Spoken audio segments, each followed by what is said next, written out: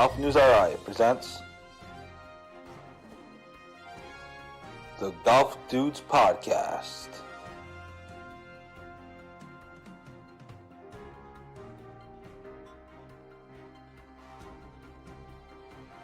Here are the dudes. Hey, what's up, everybody? Happy Thursday night. I'm Joe Calabro. Joining me is Golf News RI co-founder Rich Capali. Hope everyone had a great Thursday. It was a beautiful day. We played some golf today. Right? Yeah, I had a great round today. It was pretty ugly. Well, actually, we did okay. I had a decent round. So in case you're wondering where the heck we are, we're not in Rich's house. We're not in my house. We're actually both in the studio with a producer right across from us. So if something goes wrong, I can punch him in the face. Yeah. And so, yeah, believe it or not, we're both in the studio. First time both of us are in the studio. We're figuring it all out. It's actually a great spot down here in Providence, so thanks to Pat Ford for that. But anyway, enough of the pleasantries. Let's get down to business. Joining us, as you can see, is the co-founder, I believe, of Pin Golf, who we just launched a partnership with last week, Alec Lorenzo. Alec, thanks so much for joining us. Good to see you again.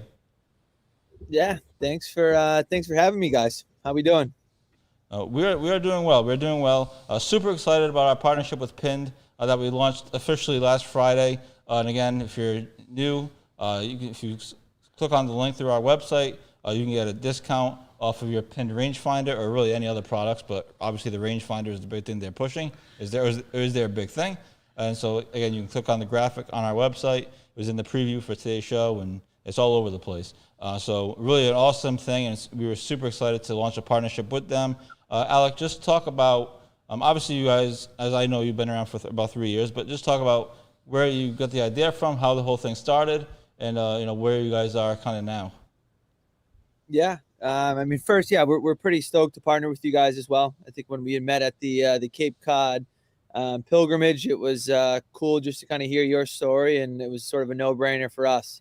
So again, being local in New England and hearing your guys' story, we love partnering up with guys in New England, sort of trying to disrupt the golf industry and do their own thing. So, but Pinned started it, like you said, just under 3 years ago. Just around the idea that golf is just too expensive. It is too expensive. And more specifically, golf technology was just outrageous. So rangefinders, GPSs. So you're 2 years out of school. We decent golfers. I mean, not scratched by any means, but we were playing probably 2 or 3 times a week. And we got to a point where we're just like, hey guys, like, what do you think about a rangefinder? So me and my 2 partners would play all the time. And this is, like I said, 2 years out of school. So student loans are hitting, entry-level salary job, barely making anything, or paying rent for the first time, or living on our own for the first time. So expenses are just adding up, and the golf rangefinder was pretty low on the totem pole for things that we just wanted to splurge on, but we knew it would help our game. So we kind of set out to see if there were cheaper alternatives out there. And what we soon realized was that there really wasn't. We did buy a few off of Amazon and test them out, but they were honestly just cheap. A couple of them broke right as we were using them. So it's like, yeah, it was kind of unbelievable. On the tee box, we pressed down on one and the thing just broke into pieces. So we were just like, all right, well, this is crappy. So that was kind of like the aha moment of like, hey, there actually might be an avenue for something along these lines. And the 3 of us always sort of had this entrepreneurial spirit. We would always kind of shoot the shit about ideas and what do you think about this? Like, you think there's a market for that? And then once this kind of presented itself, we were just like, all right, like, let's see what we can do with this. So one thing led to another. We came out with our first model, which was the Pearl. Was honestly kind of a proof of concept. We were like, hey, we don't want to spend this kind of coin on rangefinders, but they're charging that amount of money for a reason. Maybe people are just accepting that. And when we kind of went to market with this cheaper alternative, people were like, wow, this thing is not only less expensive, but the accuracy, the quality of it is pretty high.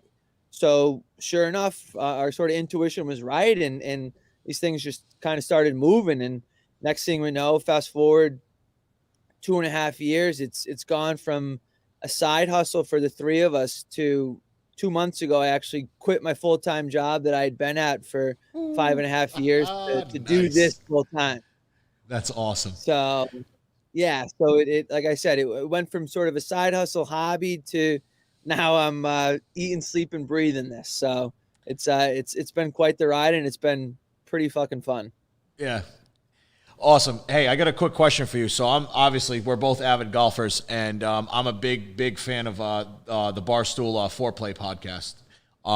Let me tell me a little bit about how you guys got involved with them, because they're an absolute riot. Yeah, I mean, those guys are great. So funny story, Riggs just tweeted out one day and was just like, hey, I'm in the market for a new rangefinder. And this was probably 6-8 weeks into starting this company. And we were just like, hey, dude, send us your address. We DM'd him. We were like, hey, dude, send us your address. You'll have one in the mail tomorrow. Oh, so he sent us the address. We sent him one. We put a little handwritten note in there, because the funny sort of story is the course that we thought of the idea for was right around the corner from Barstool's original office in Milton. Oh yeah, so Portnoy's parents' house. Yeah. Yeah, exactly. So and then they moved to a little office, but yeah, it was right around the corner. So we kind of tied that into there, and Riggs went to Harvard, so he was familiar with all the Boston courses, and he once he read the story on us, he was just like, all right, this is pretty cool. He got the product, loved the product, and then next thing we know, we're been a pretty big partner of theirs for the last 2.5 years, and I mean, we can't thank them enough for what they've done for us. I'm telling you, man. When Joe said he met you guys at the pilgrimage, I was like, oh man, those are the guys from that do the sponsorship on Barstool. I was like, holy crap, that's fantastic. I couldn't wait to talk to you guys. But yeah, I'm a big foreplay guy. I listen to it twice a week and everything like that. But it's great to see you guys going that national, because they're a huge deal. It was a no-brainer for us. Like, again, absolutely. Their reach is the very first time we pressed play on some ads with them, like, we were getting orders from Australia and Canada and all these random places, and we're just sitting there, we're looking, we're like, where is this even coming from? Like, at this point, I'm still shipping them out of my South Boston 900 square foot apartment, like barely anything, like running to the post office at lunch during my day job, shipping these things out, and we're getting orders from Australia. It was unbelievable. That's awesome. Yeah. So what those guys are doing is great. Oh, their reach is like unsurmountable. They're reaching everywhere. Like you said, Australia, when they went to the President's Cup, PGA Championship, especially with the LTP this past weekend with the whole debacle with the NCAA.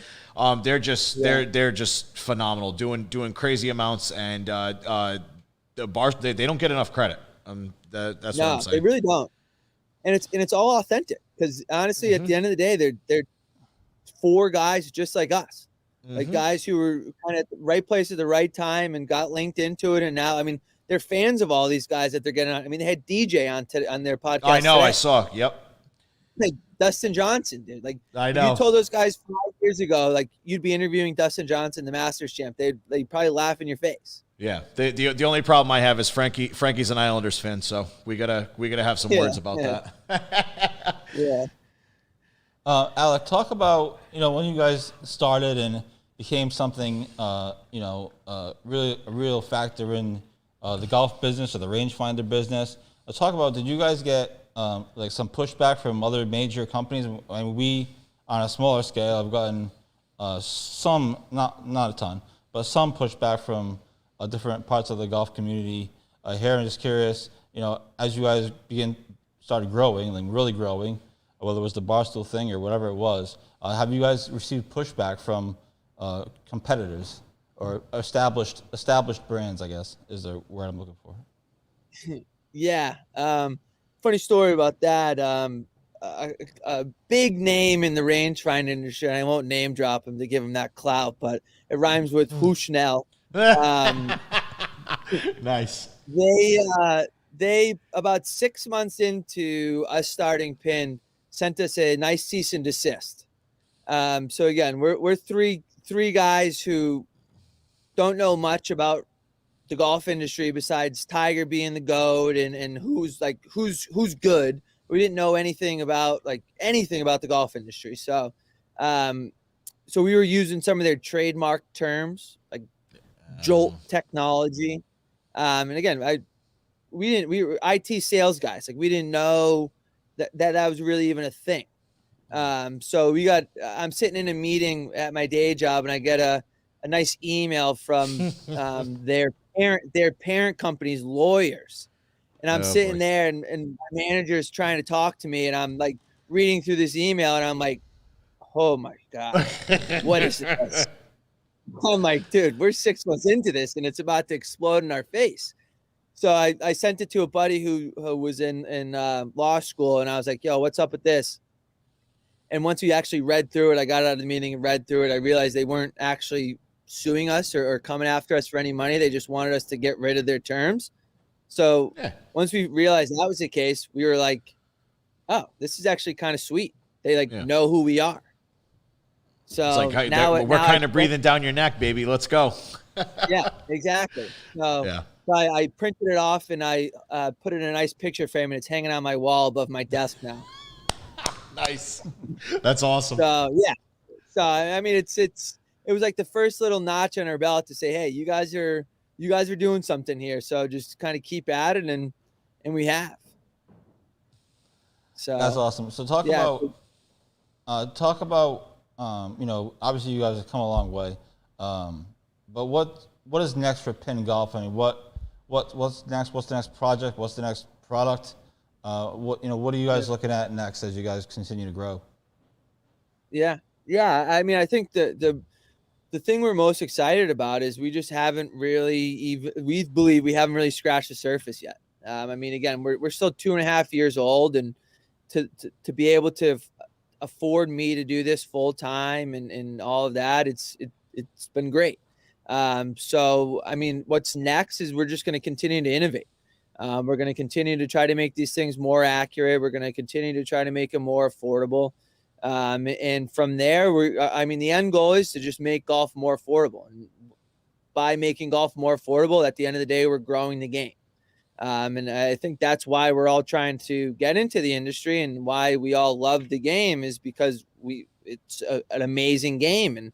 And we want to see other people just come onto the course and play and get better and just grow the game, period.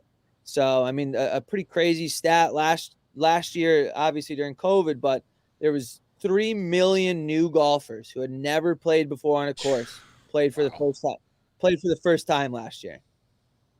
So, I mean, again, golf technology is only... That's right up your wheelhouse. Exactly. So, I mean, golf technology isn't going away anytime soon. It's becoming more robust. It's gone from a nice to have accessory to almost a necessity, right? Like I never had a rangefinder before I started Pin, and now I never play golf without it. Because you kind of need one, especially if you're playing different courses. And again, in today's day and age, I can't get a tee time unless I book it a week and a half in advance. So I'm playing different courses all the time. So definitely knowing your distance is huge. I mean, yeah, it's crazy because, other companies have like apps that you use for the GPS and stuff like that. But when you actually use like an actual laser or an actual rangefinder, it's a little bit different. And then you add the slope. I know one of your models has the slope and everything like that. It like people are like, oh, no, I paid for this. Like it's a joke. No, it actually works. You know, you're going off the tee. You want to know where how far it is to that bunker on the right or something like that. You normally can't get an accurate reading with an app or something like that. When I use a rangefinder, that's what I want to know. 100%. Yeah. And I've used some of those apps before, and again, sometimes they're just really off. Like I'll be sitting in the middle of the fairway, like couple yards in front of the 150 marker, and it's telling me I'm 180 yards off, and it's got to do with the satellites and all of that. But it's just I'll have my buddy be using an app, and we've been members at our course for almost 10 years, and I'm like, dude, there's no way that's like 160 yards. It's got to be like 140. And then Yeah. sure, shoot, I'll laze it, and I'm like, dude, it's like 135. You know what I mean? Yeah. So Oh. so the technology that you guys, like, especially with you guys, like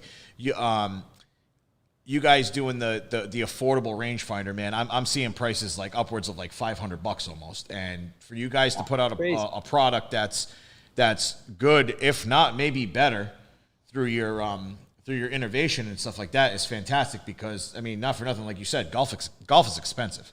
You got clubs, you got a whole set of clubs that all cost different amounts individually. And then you got a membership and or greens fees and a cart fee. It gets out of control. Yeah, no, and it's crazy. Like clubs, bags, shoes, greens fees, beers, hot dogs at the turn. The most essential things, you know. Yeah, exactly. Like, it adds up for sure. So, that's sort of our motto. And again, we're just, at the end of the day, we're just looking to continue to grow the game of golf, because it's an amazing sport, and we want more and more people to get out there and just keep playing. Absolutely. Again, we're talking about Alec Lorenzo. He's one of the co-founders of Pin Golf. Again, Golf News or I. We were so excited to launch a partnership with Pin Golf. Excuse me. Last Friday. And again, the links are on our website. The graphics on our website. It's a really cool graphic. It actually goes right with our color scheme. I don't know if that was done purposely or not, but it goes right with our color scheme, so it's perfect. Alec, I have one more question. I don't know if Rich has anything else. Just talk about. Sure.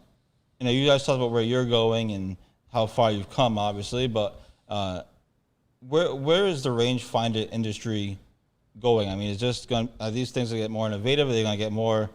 Where do you think the industry is going? I mean, the PGA Championship just allowed a rangefinders. I think they're the first pro tournament to allow them. Recently, we saw that. Where do you think the rangefinder industry in general is going? Yeah, I mean, that's a great point, and I think now that pros are in their hands and now they're going to be on television using it again, little kids are going to start wanting to, because Justin Thomas is using one, because Bryson's using one. They're seeing Bryson use one on TV. So, I mean, it's only going to continue to climb. And again, that's not even only rangefinders, but just golf technology in general. I mean, you look rangefinders, how much they've grown over the past couple of years, and then you look at these simulators, then you look at these flight TrackMans and flight scopes and all of this crazy technology that is just popping out of nowhere. That is just, it's insane. I don't know if you guys have ever used a TrackMan before, but I used one for the first time a couple weeks ago, and I was just blown away by all the data. Everything. It tells you everything. And the guy I was using it with, I was like, is this like accurate? Like, how did they even pick up on this? Like, dude, to the T. And I'm like, that is incredible, dude. Yep. So you're going to see a lot of innovation in the rangefinder space over the next couple of years for sure, and golf technology in general. It's only on the up, and it's definitely not going anywhere. I mean, your eyes must have lit up when the PGA announced that it could use rangefinders. Your eyes must have been like wide. It was like, yes, like baby, let's go. Yeah. It was on like a random Tuesday that the president came out. It was just like, yeah, by the way, rangefinders or distance measuring devices are now allowed at tournaments, and this is the first one that we're going to be able to allow it at. And we were just like, wait, excuse me, what did you say? like did I just hear that correctly? Because it literally came out of nowhere. Like, obviously it was always a pipe dream, like seeing rangefinders on TV, but now it's like, okay, wow, shit, it's here. Let's do it. We're really doing this. Yeah, exactly. But yeah, it was cool to. Oh no, go ahead. I was just gonna say it was cool to see guys using them on the this past weekend, and again, you're going to just continue to see more and more of that. Yeah, absolutely. Last thing for me, Alex. Good to see you guys are doing great. Happy for all the stuff you guys have done. And I look forward to testing out your product. Good luck in the future. Yeah, no doubt. I appreciate you guys having me on. I again was happy to meet Joe at the Cape Cod Pilgrimage, and was it, like I said, no brainer to start this partnership, and what you guys are doing over there is great, and you guys continue the hard work, and again, we'll be in touch, and I think again this could be one of many times that we get on here and chop it up and shoot the shit because this was great. So I greatly appreciate the time, guys. Awesome, Alec. Thank you so much for coming on the show. That's Alec Lorenzo from Pin Golf. Again, the Golf News Ride partnership with him launched last Friday. Having a lot of fun and looking forward to working with them in the future. We're going to take a quick break now. You'll get our great Golf Dudes promo that I edited. Pat's laughing at me. I guess it's not that great. And we'll be back. We'll talk about some U.S. floorball. It was an amazing run. We'll talk about some high school golf, and we'll get into some of the PGA Tour, some final thoughts from the PGA Championship from Rich, and this week's tournament, which actually has a good field. So we'll be back in about a minute, and we'll talk to you guys then. Thanks, Alec. Thank you, guys. Billy Andre joins the show. Billy, thanks so much for doing this, and we appreciate you taking the time. Well, thank you. Thanks for having me. I'm excited. I'm very excited to be joined by an 11-time Emmy Award winner, and that is Armen Keteyian. Massachusetts Women's Amateur Champion Allison Paik. The days of the country club just being golf and maybe one amenity are gone. Unfortunately, Metacomet doesn't have those.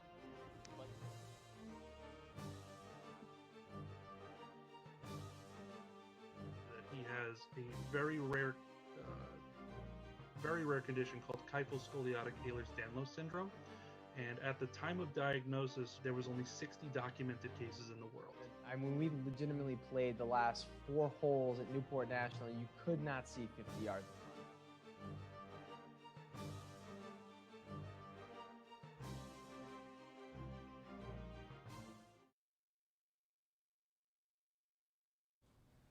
Hey everybody, welcome back to the Golf Dudes podcast. Rich actually went to the bathroom, so it's just me. Actually, Pat Ford is sliding in and out. I'm not sure what he was doing, but anyway, Rich will be right back. He'll have to steal his chair back from Pat. They can fight over that. So anyways, thanks to Alec Lorenzo for coming on. Hope you guys all enjoyed the interview and all buy their products via our website. Very important for financial reasons. But yeah, they have great products. He's a great person. And it was fun to meet him a couple of weeks ago, or whatever it was, at the pilgrimage, like he said, over in Plymouth Country Club, excuse me.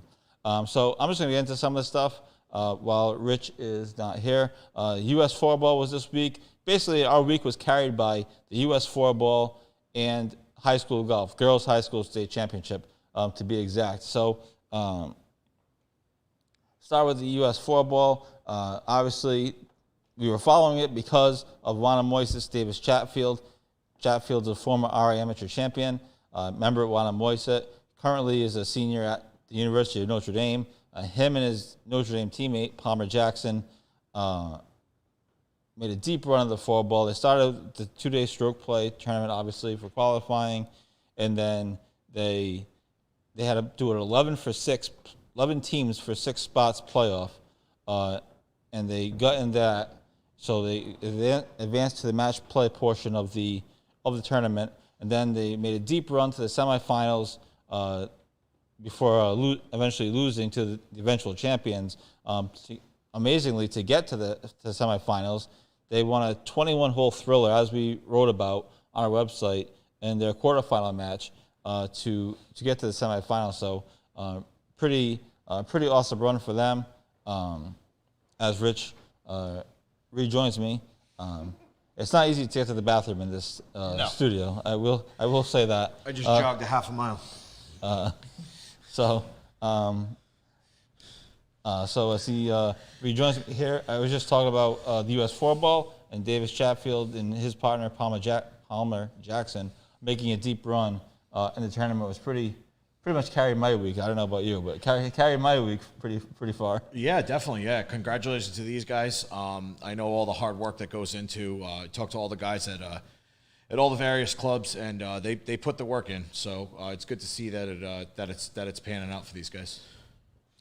Totally. So they lost in the semifinals, as I said, and they actually lost to the eventual champions, who were from Florida, and the U.S. final actually went extra holes as well. Kind of like their quarterfinal match. I was saying that Chatfield and Jackson, their quarterfinal match went 21 holes on Tuesday night.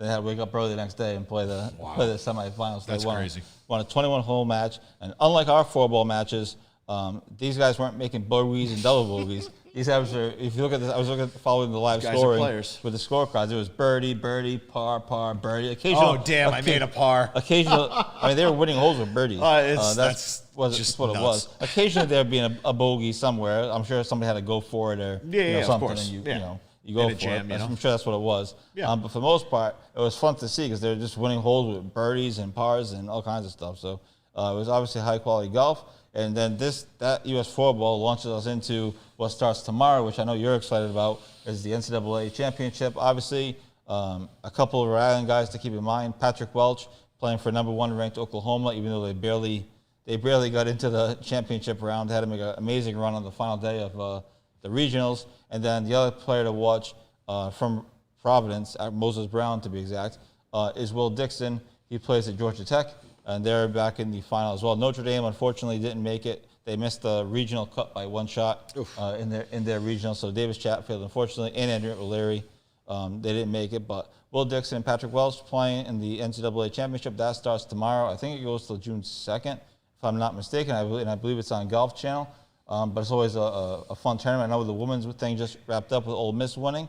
But obviously cool to have some Rhode Island connections in it this year. But any thoughts on NCAA golf starting tomorrow? Yeah, now I work a 9 to 5 just like anybody, but it's nice to actually sit down after dinner and actually have some or during dinner and have some good competitive golf going.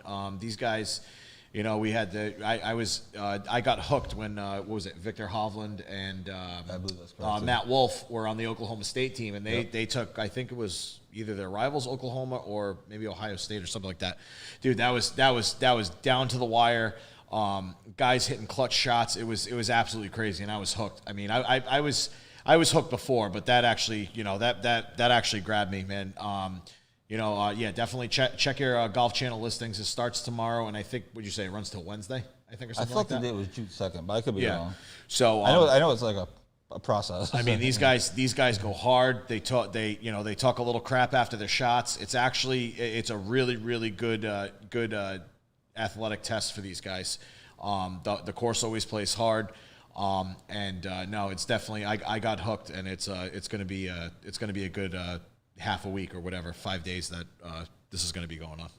Absolutely. The other reason to watch too is I'm just trying to look up when this thing actually is, just so I don't get this wrong, because it's going to be embarrassing. I can't even find it. I'll look it up. Oh, Division I Men's Golf Championship, May 28th, tomorrow to June 2nd. So I was correct. It is June 2nd, yeah. At Gray Hawk Golf Club in Scottsdale, Arizona, which means it's going to be some late night golf because they're on the other side of the country. Humble plug.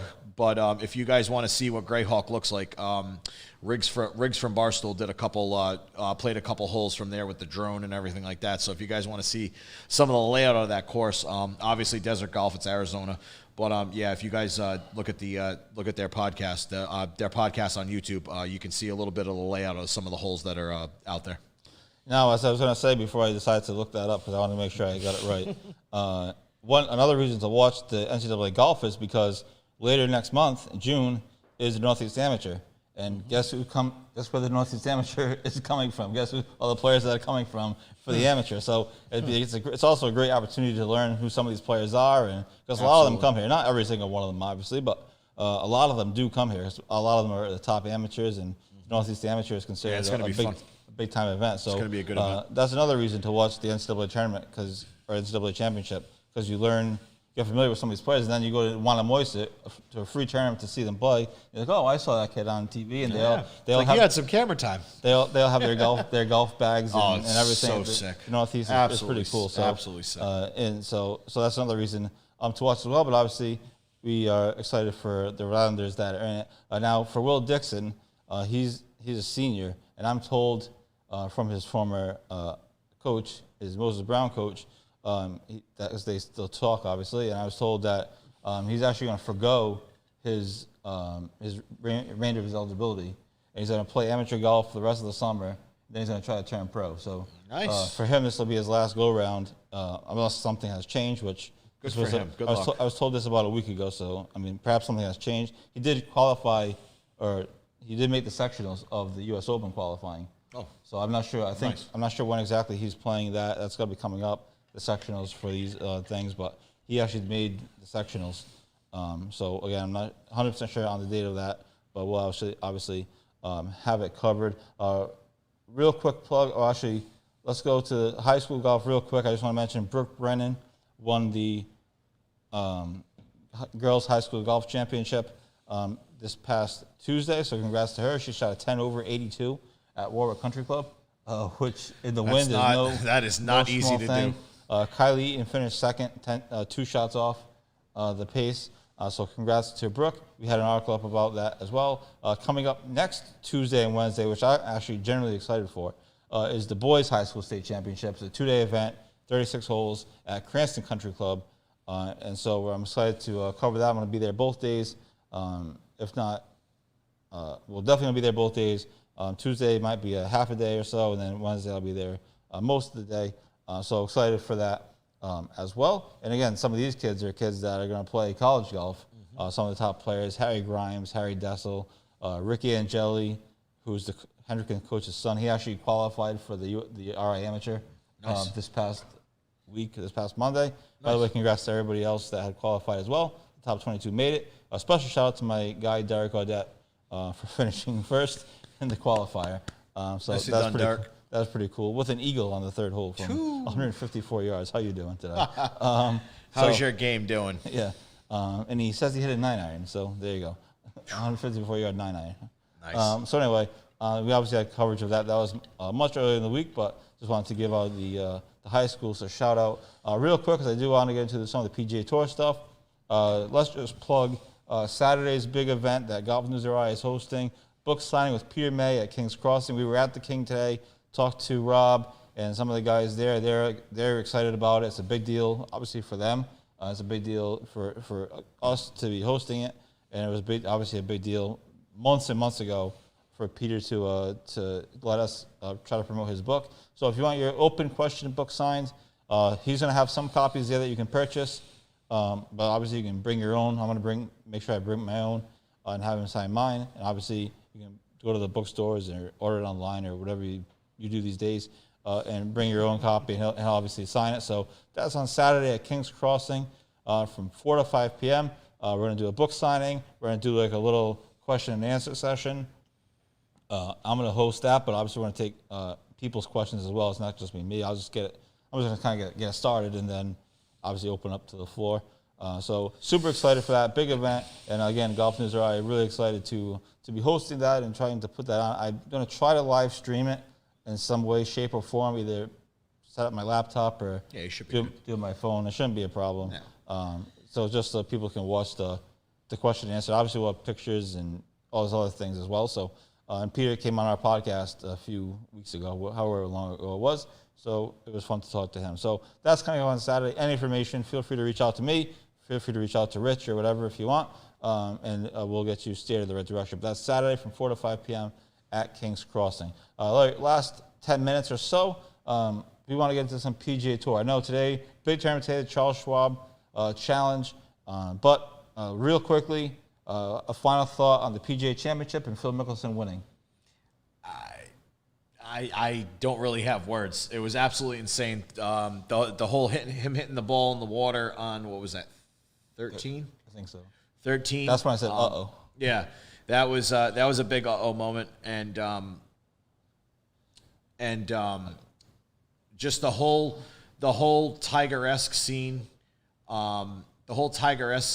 with the fans like basically swallowing Brooks up, and Phil leading the charge to the 18th green. That was insane. The whole setting of Kiowa and all that. It was an insanely hard course, and for somebody like Phil I hate to say at his age, but I mean he's older now. To do that and just pretty much dust the field for the most part is just absolutely insane. Yeah, it was great to see Phil win. Obviously, I wasn't sure he was going to hang on.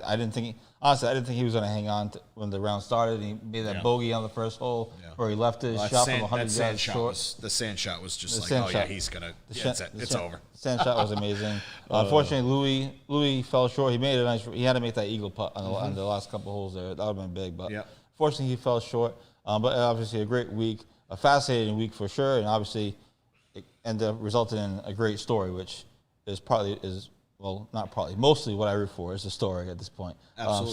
So that was awesome. My mom wants to know, do you need tickets? Obviously, she's talking about Saturday's event. Actually, a good question. You do not need tickets. King's Crossing is a public course, or is open to the public, so you don't need tickets. You wouldn't need tickets anyways, even if it was at a private course, but you do not need tickets. Just show up. The whole thing is open to the public. That's why we've been blasting it out. So try to get as many people there. Like I said, buy the book beforehand if you want, or he's going to have a bunch of copies with him, and you just buy it there, and he'll sign it and go from there. So no, you do not need tickets. It's actually a good question. So that's good. So anyway, back to PGA Tour. You want to do? We watched a little bit of it today. JT, I know, crapped himself. He might be pants crapper of the day. Jordan Spieth, I think, was still in the lead. So why don't you just give the usual leaderboard rundown, some of the top guys, some of the other important notable scores, and then we'll go from there. All right, so Spieth had a remarkable, awesome 7 under today. So did Sergio Garcia. Hello, how you doing? Where did you come from? Let's give you some other scores. Adam Hadwin's 3 shots back at 4 under, as is Brandt Snedeker.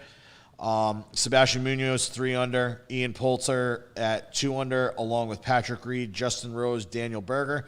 Let me look. Doug Gim is 2 under as well. He's right in there. Camilo Villegas is sitting at 1 under.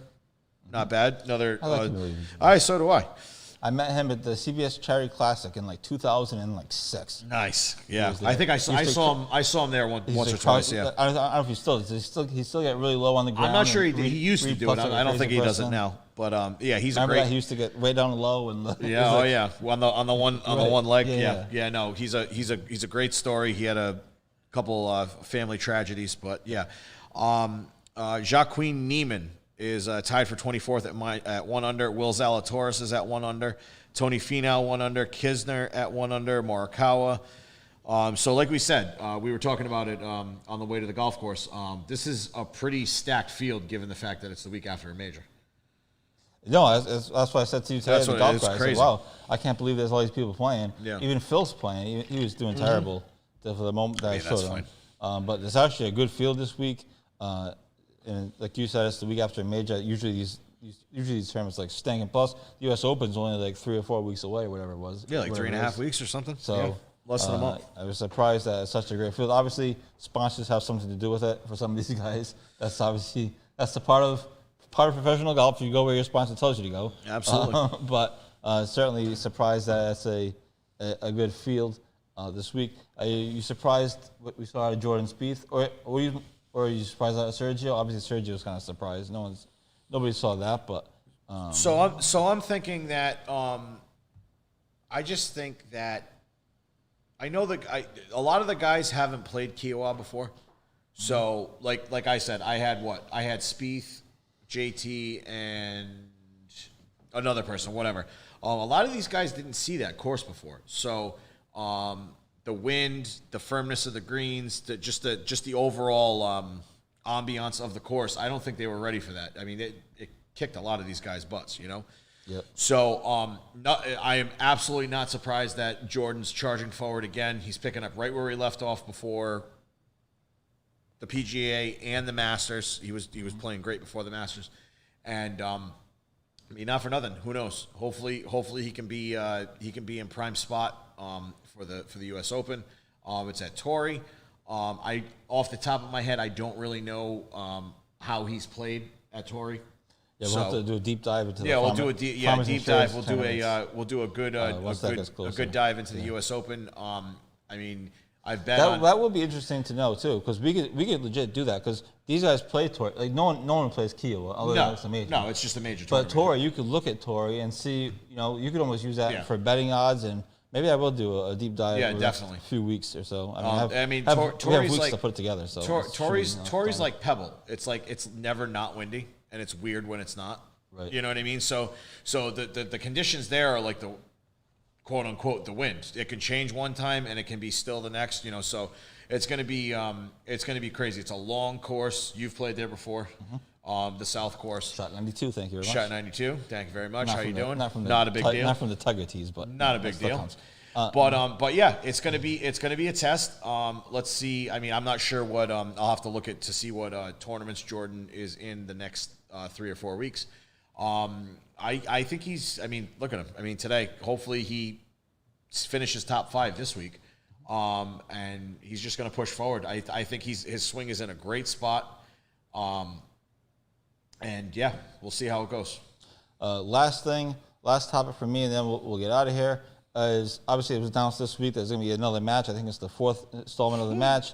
Tom Brady and Phil Mickelson against Aaron Rodgers and Bryson DeChambeau. That in itself was entertaining, but that was quickly overshadowed, Dude, I completely can't. overshadowed by this ongoing feud between, which no one knows any reason for actually, not really, between Brooks Koepka and Bryson DeChambeau. It was all over social media. There was some leaked video that we posted. It's since been taken down because copyright infringement. Somebody took it down everywhere. Yeah, the not, PGA, not I think on the us. PGA took it down. There was some leaked video about Brooks Koepka doing an interview with Golf Channel's Todd Lewis, who I happen to like, but that's beside the point. And Brooks Koepka, Bryson DeChambeau walks behind Brooks, and I don't know if he says something, it's hard to tell.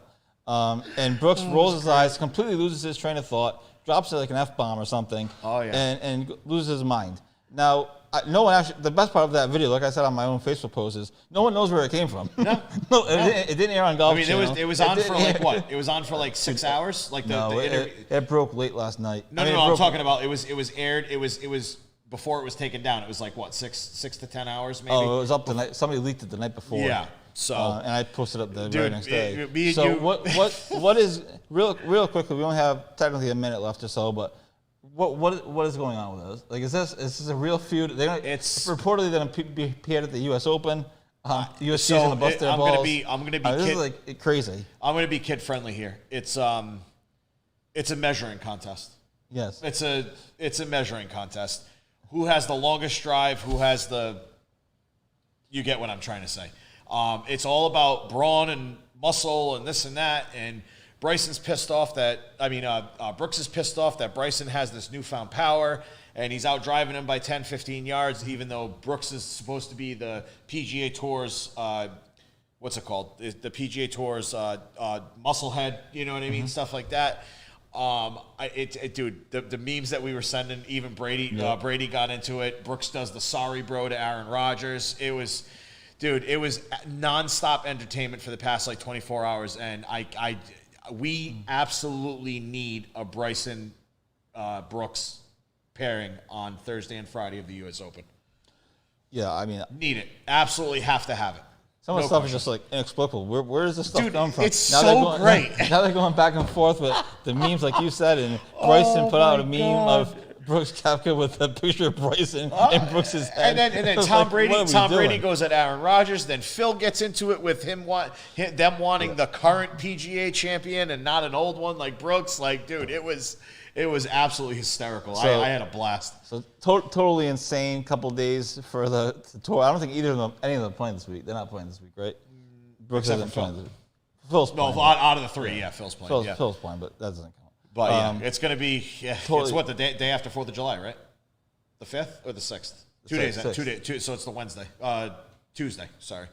And So that'll be on TNT. So that was the big social media news of the week. Totally bizarre, totally inexplicable. None of it actually really makes any sense. Actually, None of it does. Absolutely nothing. No. No one really knows why, or why they hate each other, or whatever. I have no idea. It's totally a mess. But the match itself was enough of a talking point by itself because that was fascinating, and then it just got completely overshadowed. So. Like I said, Brooks was pissed off that everybody swallowed him up in the crowd. They said somebody hit his knee. A bunch of people hit his knee because they were so close to each other and all that. So he was all fired up going into that interview. So it's all downhill from there. Totally. So unless you got anything else, we are going to wrap this baby up. Thank you again to Alec Lorenzo for coming on the show from Pin Golf again. You can find the graphic everywhere on our website. Click there, use our discount code, and get yourself a inexpensive rangefinder and completely change your game. Tournament season's coming up, our amateur season's coming up, and all this other stuff. So you want a good rangefinder, so get Pinned Golf is your product. Okay, lots coming up, like I mentioned, real quick. Saturday, we have the book signing at King's Crossing, 4 to 5 p.m. with Peter May. You do not need tickets. That was a valid question by my mother, believe it or not. Tuesday, Wednesday, we have the RI High School Golf State Championship at Cranston Country Club. Should be really fun 2 days, super competitive. Hendricken and EG are probably the favorites, but Moses Brown has a chance. And even Wheeler's playing pretty good as well, and Barrington too. So should be really fascinating. And then next week we have a couple potential guests. I'm not 100% sure which way we're going to go, but we are going to start our RI Amateur series over the next couple of weeks. We're going to have I've already talked to some of them. They all want to come on. We'll have some of the best players in the state come on prior to the amateur, some past champions, and others as well. So that's coming up quickly. So we're going to start the coverage early. And the coverage you can find just here on Golf News RI. So anyway, that's my long spiel, and we're going to wrap this thing up. So thanks everybody for tuning in. Have a great weekend. Stay dry, and we will talk to you all next week. But stay tuned to Golf News RI all weekend long.